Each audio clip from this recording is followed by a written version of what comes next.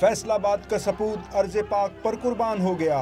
शहीद जवान इम्तियाज़ अहमद का जस्द खाकी आबाई शहर पहुंचा तो अवाम बड़ी तादाद में इस्तकबाल के लिए पहुंच गए।